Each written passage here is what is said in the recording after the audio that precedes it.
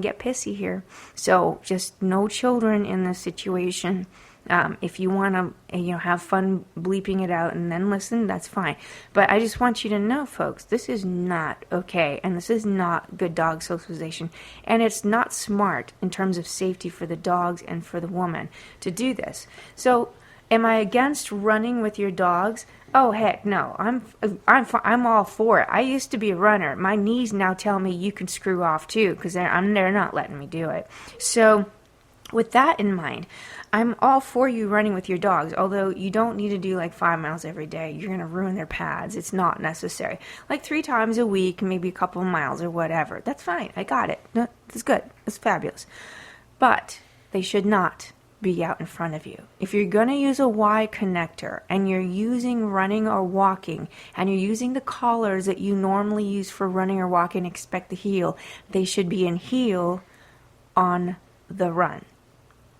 Heel. That means their noses don't go past your forward kneecaps, no matter how fast or slow you're going. Period. I know that means you have to work hard. It really sucks for you.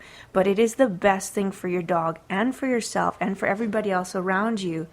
So in this case, you need to actually start working on that. If your dogs do not already heel properly on a regular walk separately, if you have 1 or 2, if you just have 1, this is so much easier, but when you have 2, you have to train them separately, and then you can bring them together, and then you have to teach them how to heel on a walk, just on a walk together, and not like feed off each other's excitement and get nutsy and not listen to you. So this takes some time, right?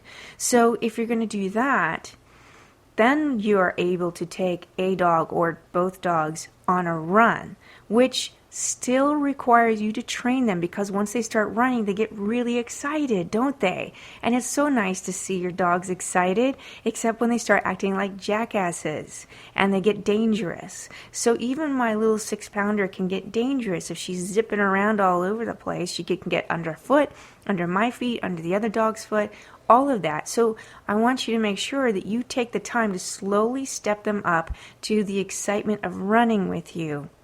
Okay, so that you can eventually run and trust that they will stay in heel with you, and you don't have to stress yourself, and you can focus on your breathing and your environment. So this requires you to take your time. Do not go ahead of you on your run. Okay, I want to give you a visual. You folks have seen people who have bicycles and they have a special connecting cable and bar that connects to their bicycle somewhere in the middle or the rear wheel or etc. Usually somewhere in the middle. But it lands the dog actually behind the front wheel. Always. The dog is never placed. Those things are not created to place the dog up at the front wheel or right in front of it.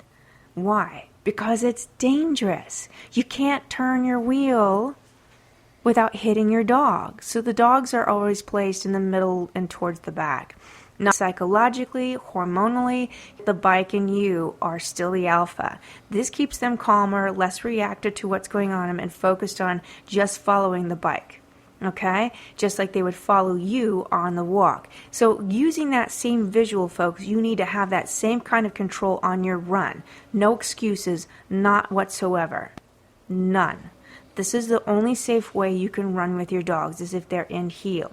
Because the moment you have to stop, turn, or whatever, you're stopping and turning together, and not like your dog is in front and already got in a fight with another dog around a blind corner of a building. You can't be doing that stuff, people. Especially since everybody else has their dogs out in front too. So it's asking for trouble. Or they go in front of you and they go over a driveway and somebody comes out of an underground. Oh, sorry, that was me hitting the mic because I got all feisty. So a car comes out of the underground or out of an alleyway and hits your dog because they're out in front. The running thing is not an excuse, people. You've got to get your dog in heel. Now that I've given you all kinds of garbage because I'm being all sassy on this Thursday morning, I want to remind you of something that you can start doing if you want to start doing off-leash running/hiking. And that is foster their scouting behavior. And what I mean by scouting behavior is that once your dog has learned to heel off-leash, running, walking, or whatever, and you've got a perfect little creature that's just your best partner. Then you can start using a long line, like 10, 20 feet, and start sending your dog out as a reward to smell areas for 15 seconds, 12 seconds, and bring them back. And when they come back, jackpot them with food and attention. Just jackpot them. Make that whole loop of going away from your side on your command, checking something out, and coming back to you, and jackpot the return. When you have that kind of thing going, you can eventually extend it to longer distances and longer times, and they come back. You can start doing it off leash in off leash areas. When you can start doing that and you get a solid behavior, because we're tapping into that scouting mission thing. They're second in command. They're not first in command. So we as first in command are sending them out to go check out an area and come back and report to us. We're going to lie about what we understand what they're saying. We're just going to feed them. We're just going to love them. We're just going to make them act like they're the most awesome dog ever, which they probably are. But the deal is foster that scouting behavior and teach them to come back to you, and that is more rewarding than going away from you, even though that's pretty awesome too. And it's all a job for you. When you have mastered that at 20 feet or more in large areas and open areas, then I could say, all right, go ahead and let your dog run in front, but only when you ask them to. Not because they're just having a jolly good time and they keep stopping and looking back at you. That's another one everybody says, but my dog will stop and make sure I'm okay. Wait a minute. You're the one who's supposed to stop and make sure they're okay. Other way around, people. That's another Shub's move. I know you think it's cute and all. I mean, it is cute, but that's not the way it should go down. You're in charge of protecting the pack. You're in charge of initiating the investigation. I can't say that word today. Initiating the investigation of the environment. So do that using their scouting instinct and be in charge of that. So this is I'm all for. I'm a little bit envious of those of you who can still run, but I want you to do it right. I want you to be safe. I want your dogs to be safe. And I don't want you to contradict all the hard work you're putting into like being their boss and letting them know that you're the master of the universe and you're safe. You're the one that they go to for their safety instead of them taking initiative. The only time your dog should ever get into a scuffle with another pack is if somebody compromised you. And that is also instinct. If someone went in and like grabbed you and stressed you out and got into your personal space that not even your own dog can get into without permission, they will go for the attack. Now, my 6-pound and 10-pound dogs, it'll be a short one, but it'll be bloody. There'll be bloody ankles there, but it'll be short, but they'll do it because that's what I'm training them to do, is to trust me as alpha, and only the beta goes in when the alpha is compromised. That's the only time you want them to do it. Don't teach them to go out in front and be like the jackasses of the universe while you're running behind going, oh, this is great, this is fantastic, it's so awesome that my dogs are jerks to everybody and I'm just like taking a back seat to everybody. Oh, what do you mean they got hit by a car when they passed by this alleyway? Don't be a shubster. Come on. Be more responsible than that. And please don't make everybody stuff, okay? So I knew right away this lady was like not in the right place, so I was trying to get away from her.